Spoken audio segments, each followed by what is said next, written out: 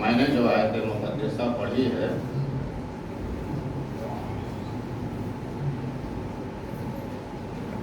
یہ سورہ کہف کی 17ویں آیت ہے۔ اس میں اللہ تبارک و تعالیٰ نے ولی کی کرامت کے تعلق سے بیان کیا ہے۔ ہم یہ سمجھتے ہیں کہ ولی کی کرامت یہ قصہ کہانی چلی آتی ہے، یہ قرآن سے ثابت ہے اولیاء کی کرامت، اور ایک نہیں کئی مقام پر ہے۔ حضرت سلیمان علیہ السلام کے تعلق سے جہاں بیان ہوا ان کے ایک ولی کا ذکر ہے، ایک صحابی کا عاصف بن برقیہ۔ حضرت مریم کے تعلق سے بیان ہوا، ان کی کرامات کا بھی ذکر ہے۔ جب عیسیٰ علیہ السلام کی پیدائش کا وقت آیا تو سوکھے درخت کو انہوں نے ہاتھ لگایا، ہرا بھرا ہو گیا، فوراً پھل بھی نکل آئے۔ یہ اولیاء کرامت قرآن میں بیان ہوئی۔ بہرحال اور مقامات جو ہیں یہ تفصیل طلب ہے۔ میں نے جو آیت تلاوت کی ہے واقعہ تو بڑا تفصیل ہے، لیکن یہ شارٹ کٹ میں بھی سمجھ میں آ سکتا ہے۔ اب ولی کے تعلق سے بات یہ سمجھ لے کہ ولی کا مقصود منزل اس کی کرامت نہیں ہوتی، شریعت و سنت پہ استقامت، اللہ کی رضا ہوتی ہے۔ یہ کرامت جو ہے یہ ان کی عبادت و ریاست و محبوبیت کی ایک گرد ہوتی ہے۔ لیکن ایک بات کرامت کے تعلق سے ہے، یہ جتنا پرفیکٹ اثر کرتی ہے کوئی چیز اثر نہیں کرتی۔ اب مثال کے طور پر آپ کو کسی کو اسلام کے تعلق سے سمجھاؤ، آپ کو ہفتوں بھی لگ سکتا، مہینوں بھی لگ سکتا، سالوں بھی لگ سکتا اس کو سمجھانے میں، ایک چیز اس کے دل میں اثر کرنے میں۔ اور الگ الگ مزاج کے لوگ ہوتے ہیں، الگ الگ حساب سے، الگ الگ شعبے کے ہوتے، ان کو الگ الگ حساب سے سمجھانا۔ لیکن یہ کرامت جو ہے ہر ایک پہ پرفیکٹ ایک دم اثر کرتی ہے، اور ایک ہی ساتھ میں ہزاروں کو جو ہے راہ ہدایت پہ لے کے آ جاتی ہے۔ یہ کرامت کا یہ فیض ہوتا ہے۔ تو اللہ تبارک و تعالیٰ نے جو کرامت کے تعلق سے بیان کیا، پہلے کے امتیوں میں ایک ولی گزرے ہیں، کچھ اولیاء گزرے ہیں، ان کے تعلق سے بیان کیا ہے، جنہیں قرآن میں اصحاب کہف کہا جاتا ہے۔ ان کے تعلق سے پوری سورہ ہے۔ یہ اپنے زمانے میں ظالم بادشاہ سے مجبور ہو کر کے، اس وقت اس کی حکومت میں عبادت و ریاست پہ، مذہب پہ پابندی تھی، تو وہ اپنی عبادت و ریاست کے لیے، دین و ایمان بچانے کے لیے ایک پہاڑ کی کوہ میں چلے گئے۔ اللہ تبارک و تعالیٰ نے وہیں پہ ان پہ نیند طاری کر دیا، اور نیند چند دنوں چند ہفتوں کی نہیں تھی۔ قرآن نے بیان کیا ہے کہ 309 سال تک وہ سوتے رہے، 309 سال تک سوتے رہے، اور جہاں وہ سو رہے تھے وہ ایک پہاڑ کی کھو گار تھی، اور کھلا ہوا تھا ایک دم بس۔ تو اللہ نے فرمایا وَتَرَى الشَّمْسَ إِذَا طَلَعَتْ تَزَاوَرُ عَنْ كَهْفِهِمْ ذَاتَ الْيَمِينِ وَإِذَا غَرَبَتْ تَقْرِضُهُمْ ذَاتَ الشِّمَالِ۔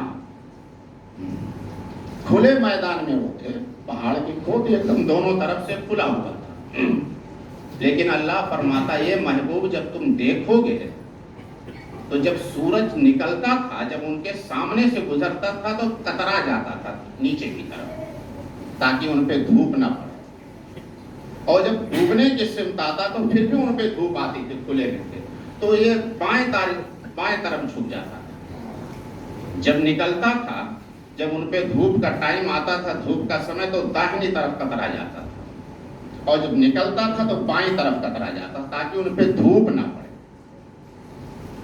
آدمی سو رہا ہو، دھوپ کی کرنیں پڑے سورج کی، تو اس کی نیند متاثر ہوگی۔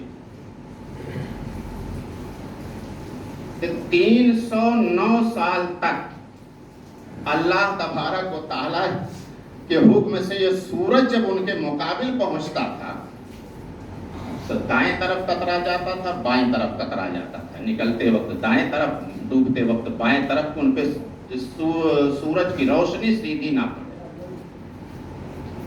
حالانکہ سورج اور چاند کے راستے مقرر ہیں، یہ ادھر ادھر نہیں ہو سکتے، یہ مقرر ہے۔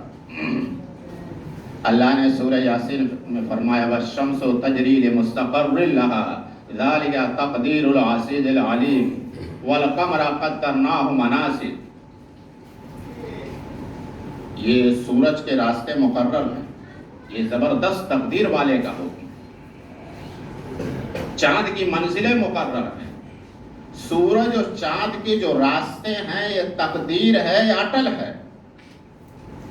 لیکن اللہ تبارک و تعالیٰ اپنے ولی کی خاطر 309 سال تک سورج کے راستے بدل دیے تھے۔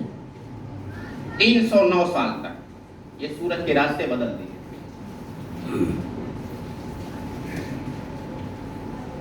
تو یہ کرامت کا تعلق یہ قرآن کی آیت، سورہ کہف آیت نمبر 17۔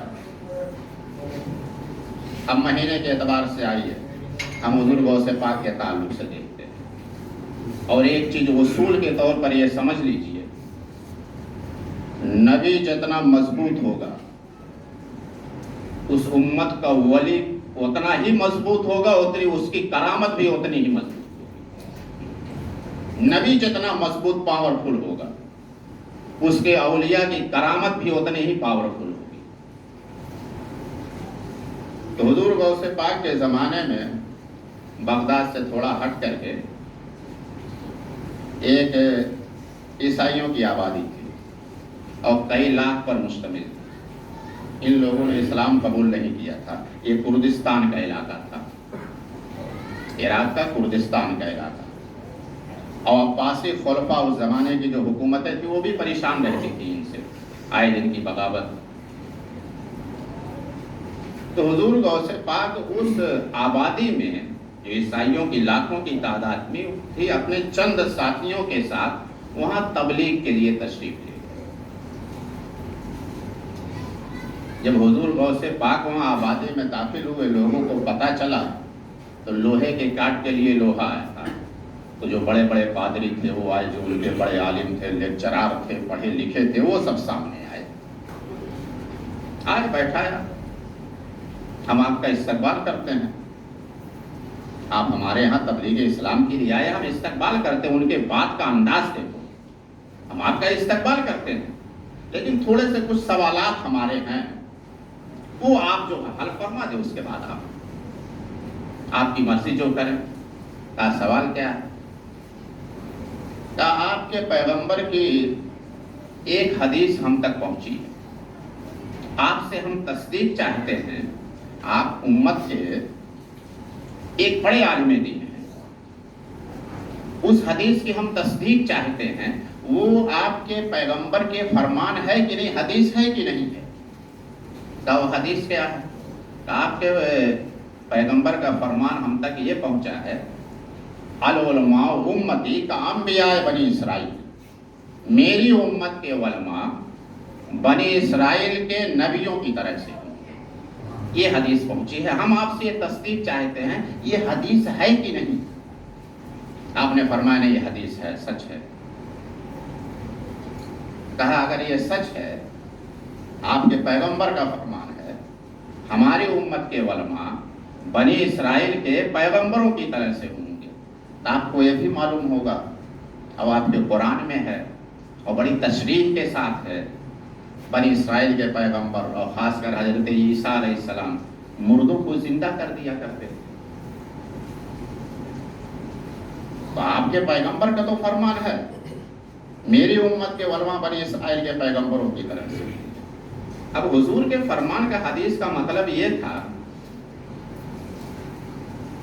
کہ پہلے کے زمانے میں توریت کو چلانے کے لیے، زبور کے چلانے کے لیے، انجیل کو چلانے کے لیے پیغمبر آتے تھے، ایک کتاب کے پیچھے انبیاء آتے تھے تبلیغ کے لیے، دین کی تبلیغ کے لیے، اور حضور نے فرمایا میرے بعد کوئی نبی نہیں۔ تو یہ تبلیغ اسلام چلے گی کیسے؟ قرآن کے احکام بتائے گا کون؟ کہا یہ جو ہے یہ کام میری امت کے علماء کریں، جیسے جو ہے پہلے کے امتوں میں انبیاء کرتے تھے، یہ کام میری امت کے علماء کریں گے۔ فرمان کا مطلب یہ تھا، لیکن انہوں نے تشریح کرتے ہوئے شارٹ کاٹ سے بڑے حساب سے لے کر کے جا کر کے وہاں پھنسا دیا معاملہ۔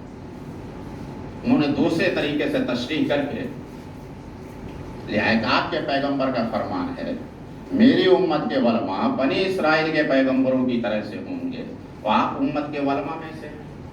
آپ کہتے ہیں یہ حدیث ہے، رسول کا فرمان ہے، آپ بھی امت کے علماء میں سے ہیں اور جید علماء میں سے ہیں، چوٹی کے علماء میں آپ شامل ہیں۔ تو آپ کو یہ بھی معلوم ہے، آپ کا قرآن بھی کہتا ہے بنی اسرائیل کے پیغمبر حضرت عیسیٰ علیہ السلام مردوں کو زندہ کر دیا کرتے ہیں۔ اگر آپ کے رسول کا فرمان سچ ہے تو آپ مردہ زندہ کریں۔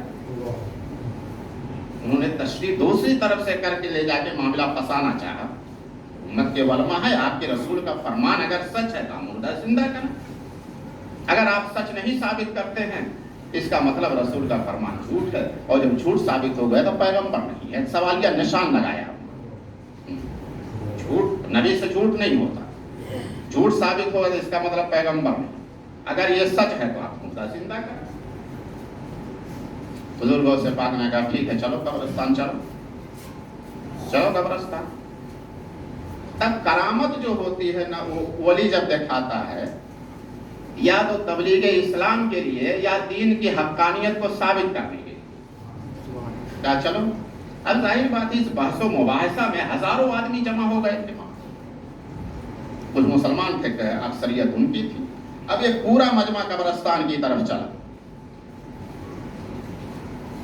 جب قبرستان پہنچے بزرگ سے پاک نے کہا کس قبر کا مردہ زندہ دیکھنا چاہتے ہو؟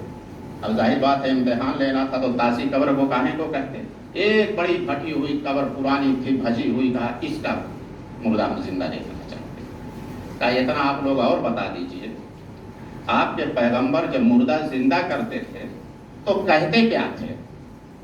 کہا ہمارے پیغمبر کہتے تھے قم باذن اللہ، اللہ کے حکم سے اٹھ۔ آپ نے اس قبر کو ٹھوکر لگائی، کہا قم باذن اللہ، اللہ کے حکم سے اٹھ۔ قبر شک ہوئی، مردہ جو کھڑا ہوا ایک دم زندہ باہر نکلا، اور جب یہ مجمع دیکھا ہزاروں کا تو گھبرائے، کہا قیامت آ گئی، کیا قیامت آ گئی، کیا قیامت آ گئی، قیامت آ گئی۔ اس لیے اس کو یہی بتایا گیا تھا اب قیامت کے دن ہی اٹھنا، بتایا تو یہی گیا تھا۔ اور جب ہزاروں کی تعداد میں لوگوں کو دیکھا تو سمجھا کہ مردے نکل پڑے ہیں سب۔ قیامت آ گئی، کہا نہیں، سکون رکھو، اطمینان رکھو، قیامت نہیں آئی ابھی۔ مسئلہ ایسا پھنسا ہوا تھا ان لوگوں سے کہ تم نے نبی آخر الزماں کا نام سنا؟ کہا ہمارے پیغمبر نے بتایا، کہا ہم ان کے امتی ہیں۔ ان سے مسئلہ یہ پھنسا ہوا تھا ایک حدیث کے تعلق، آخری پیغمبر کے ایک ارشاد کے تعلق سے، وہ سچ ہے کہ نہیں سچ، وہی حقانیت ثابت کرنی تھی۔ تو اس نے کہا نہیں، نبی آخر الزماں کا یہ فرمان سچ ہے، سچ ہے، سچ ہے۔ اچھا تم اتنا اور بتاؤ، تو تم کس زمانے سے تعلق رکھتے ہو؟ کہا میں حضرت دانیال علیہ السلام کے زمانے کا ان کا امتی ہوں، یہ حضرت عیسیٰ علیہ السلام سے سینکڑوں سال پہلے تھے۔ کہا اچھا ٹھیک، اب حقانیت ثابت ہو گئی، اب تم قبرستان میں جاؤ، اب تمہیں قیامت کے دن ہی اٹھنا ہے۔ اس کے بعد فوراً مر گیا۔ بہرحال ہزاروں لوگوں نے اسلام کو قبول کیا، اب یہ نہیں کہ ایک دم 100% لوگوں نے قبول کر لیا، اکثریت ترین نے اسلام قبول کر لیا۔ اور اسی قبول اسلام کی جو آبادی تھی، اسی میں ایک صاحب 10 سال کا بچہ لے کر کے آئے، جس کو تاریخ اسلام سلطان صلاح الدین ایوبی کے نام سے جانتی۔ آپ نے اس کے لیے دعائیں دی، اور یہی بچہ آگے چل کر کے بیت المقدس قبلہ اول کا فاتح بنا۔ 90 سال کے بعد جس نے واپس لیا تھا، اور ان کی فوج میں خصوصیت تھی، جتنے بڑے بڑے عہدوں پر فائز تھے یہ سب حضور غوث پاک کے شاگرد تھے، مدرسے کے پڑھائی ہوئے ان کے شاگرد تھے، جو بیت المقدس کو فتح کرنے گئی تھی سلطان صلاح الدین ایوبی کے ساتھ، اس میں حضور غوث پاک کے پڑھائے ہوئے جتنے تھے، جتنے بڑے بڑے عہدوں پر تھے، حضور غوث پاک خالی قرآن و حدیث نہیں پڑھاتے تھے، اس زمانے کے جتنے متداول علوم تھے 13 سبجیکٹ روزانہ وہ پڑھاتے تھے۔ تو فوج پہ جتنے بڑے بڑے عہدے پہ تھے حضور غوث پاک کے شاگرد تھے، فوج پہ رپورٹ کرنے والے خود سلطان صلاح الدین ایوبی کے فوجی سیکریٹری جو تھے وہ بھی حضور غوث پاک کے شاگرد ہو گئے۔ تو کہنے کا مطلب یہ ہے، جو ہم لوگ سمجھتے ہیں یہ کرامت جو ہے یہ کہانی ہے، قصے کہانیاں نہیں، یہ قصے کہانیاں نہیں ہوتی، یہ کرامت کا بیان اولیاء کے تعلق سے، اولیاء سے کرامت کا صدور ہوتا ہے، یہ قرآن ہے۔ اور قرآن میں اللہ تبارک و تعالیٰ نے کئی جگہوں پہ بیان کیا، اپنے اولیاء کے لیے اللہ نے 309 سال تک سورج کے راستے بدل دیے، اور ولی کرامت کس لیے دکھاتا ہے؟ یہ ضرورت جب پڑتی اسلام کی حقانیت کو ثابت کرنے کے لیے یا تبلیغ اسلام کے لیے، اپنے پرپوزل کے لیے نہیں۔ اللہ تبارک و تعالی ہمیں اولیاء اللہ کے تعلق سے عقیدت و محبت میں اضافہ فرمائے اور ان کے نقش قدم پر چلنے کی توفیق عطا فرمائے، ان کی عقیدت، محبت اور استقامت عمل میں نصیب فرمائے۔ وآخر دعوانا الحمدللہ رب العالمین۔ جن لوگوں نے سنتیں نہ پڑھی ہوں وعدہ کریں